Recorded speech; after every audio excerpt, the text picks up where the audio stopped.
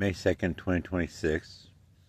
This dream I had about Donald Trump, the White House, it all started, you could say this was prior maybe to the one at the Smithsonian, but it has to do with him in his younger years. I think he was in his 40s. I was in this apartment, it was my apartment at the time. It had a window, a single pane window, and had drapes on it, and my living room furniture, dining room. It was an upper floor apartment, and the window turned into a portal. And from the far distance, I can see some black things flying in the sky, coming towards where I was standing, looking out the window.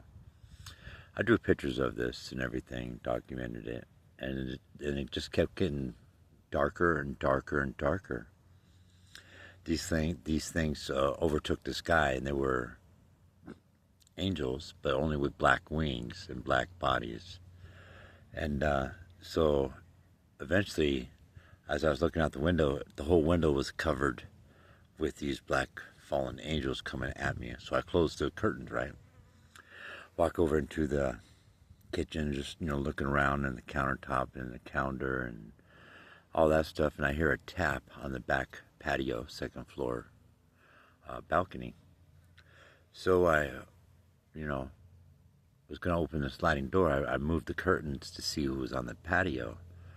And it was this big black angel. It was color anyway. His head was that of a bull, say a bull, oxen, had wings. He was standing next to an old man, thin, slender. He looked like the man and the woman with the pitchforks in the farmhouse behind him. And they were standing on my upper floor patio. The thing is, the angel was overtowering the gentleman, the older man.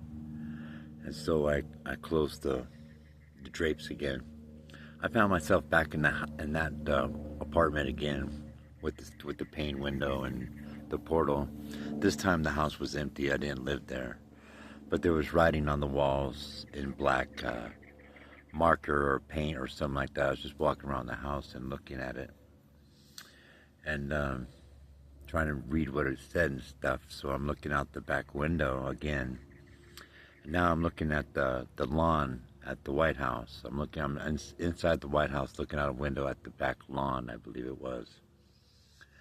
So then I left that location. I went downstairs into another apartment, kind of floated down there, where I witnessed two guys using video and audio equipment, and like they were spying on someone from the closet and through the wall. But then they started packing everything up when I was there. So I followed them outside. I'm in front of the building now. It's a white building. It's very long, kind of looks like the Pentagon, but white with the 2 floors only.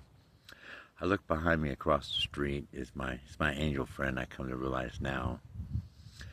And he walks with the Great Dane. He had a Great Dane with him. Older gentleman, kind of heavy set, wear a fishing cap. And same guy I believe I was on the pier with in Pismo Beach, and the same guy who was in the house on Townway.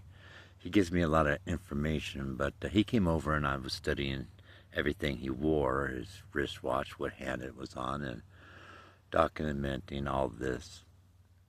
I thought he had something to do with Trump, but actually that's one of my guardian angels in my dream realm. So from there I walked down to the end of the building and hit a alleyway, end up in a hangar. And I see Donald Trump get out of a limo with his entourage, quite a few men, younger version, like I said, in his 40s. Location is unknown geographically and globally. So I followed. His face had some stubble on it, like he wasn't shaved, but he's wearing a suit, no tie. And so I follow him to his plane, where he boarded from the rear. And I was just watching his security details. So that apartment was always a portal to me. It was the dark angels, the fallen angels coming And see, but it all ties back into Donald Trump. We'll go on to number 5 after this one.